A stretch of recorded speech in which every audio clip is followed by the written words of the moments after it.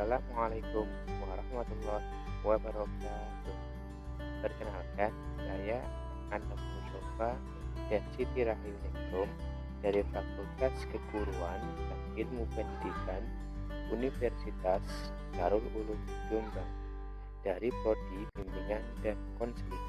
Hari ini saya akan menjelaskan tentang filsafat ilmu dengan metode penelitian kualitatif dengan dosen pengampu Dr. Bahrudin Al-Habsyi, M.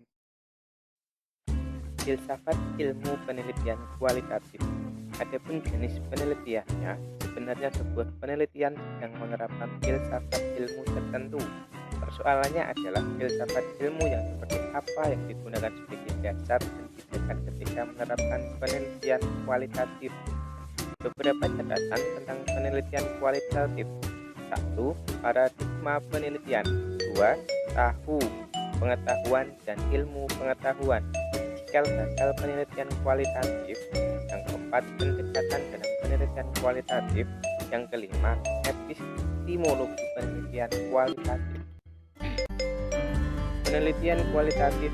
Penelitian kualitatif adalah suatu jenis pendekatan penelitian dalam ilmu sosial yang menggunakan paradigma alamiah berdasarkan teori fenomenologis atau sejenisnya untuk meneliti sebuah masalah sosial dalam suatu kawasan dari segi latar dan cara pandang objek yang diteliti secara holistik. Karakteristik penelitian kualitatif ada beberapa macam. Yang pertama, latar alamiah. Yang kedua, manusia sebagai alat. 3. Metode kualitatif. 4. Analisis data secara induktif. 5. Teori dari dasar. 6. Deskriptif. 7. Lebih mementingkan proses daripada hasil. 8. Adanya batas yang ditentukan oleh fokus. 9. Adanya kriteria khusus untuk keabsahan data. 10. Desain yang bersifat sementara. Yang terakhir atau 11. Hasil penelitian dirundingkan dan disepakati bersama. Paradigma. Paradigma secara etimologis berasal dari bahasa Inggris paradigm, berarti type of something, model, pattern atau bentuk sesuatu, model, dan pola. Dalam bahasa Yunani, paradigma berasal dari kata para yang berarti di samping atau di sebelah, dan kata diknai yang punya arti memperlihatkan yang berarti model atau contoh. Ketika Plato menggunakan kata paradigma dalam Republiknya, ia menggunakannya dalam arti a basic from encompassing your anti-destiny. Murid Socrates dan guru Aristoteles ini juga pernah menyatakan bahwa sesuatu yang diciptakan tentunya diciptakan untuk sesuatu sebab. Paradigma penelitian. Hogdan dan Stigler menyebutkan paradigma dalam makna kumpulan longgar tentang asumsi yang secara logis dianut bersama, konsep atau proposisi yang mengarahkan cara berpikir dan cara penelitian. Molong memperkenalkan istilah dasar teoristis untuk makna paradigma tersebut. Paradigma penelitian adalah suatu cara pandang peneliti terhadap asumsi-asumsi dasar dari suatu penelitian yang diimplementasikan dalam model, metode, dan pelaksanaan penelitian. Paradigma yang mengarahkan seseorang meneliti untuk menggunakan suatu model dan metode peneliti. Cara mendapatkan pengetahuan.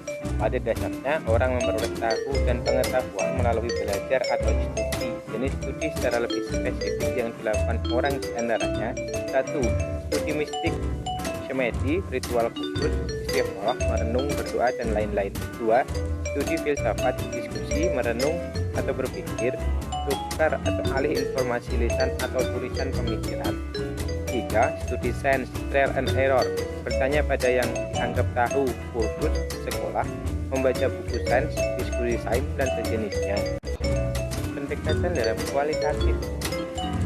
Yang pertama, pendekatan fenomenologis, memahami masalah secara first-hand, yaitu mencoba memahami objek menurut konsep pengertian yang dikembangkan oleh mereka. Yang kedua, interaksi simbolik, penafsiran makna, simbol, kata, definisi menurut kawasan dan proses yang terjadi. 3. Kebudayaan, memahami perilaku manusia dengan jalan menguraikan apa yang diketahui mereka, yang membolehkan mereka berperilaku secara baik sesuai dengan common sense dalam masyarakatnya. Yang keempat, etometodologi, studi tentang bagaimana individu menciptakan dan memahami kehidupannya sehari-hari dan menciptakan atau memahami metodenya mencapai kehidupan sehari-hari. Epistemologi penelitian kualitatif. Secara epistemologis, penelitian kualitatif menggunakan scientific method yang bertumbuh pada paradigma positif dengan ciri logiko-hipotiko-verifikatif. Sementara penelitian kualitatif menggunakan paradigma alamiah yang bertumbuh pada fenomenologis. Dari sudut pandang subjek yang diteliti dari proses yang terjadi di kawasan mereka, pemikiran utamanya adalah memahami perilaku manusia menurut kerangka acuan dari pelaku perbuatan itu sendiri menurut cara pandang mereka. Refleksi. Risalah ini bukan untuk mengingatkan kelebihan penelitian kualitatif atau penelitian kuantitatif, apalagi mengajak berpindah mazhab bagi penelitian terlebih dahulu memproklamirkan dirinya sebagai penganut kuantitatif. Risalah ini sekedar mengenalkan bahwa dunia ilmu pengetahuan ternyata tidak hanya dilahirkan oleh positivisme semata, tapi juga naturalis di pihak lain, atau mungkin suatu saat dilahirkan oleh mazhab lain yang lebih baik.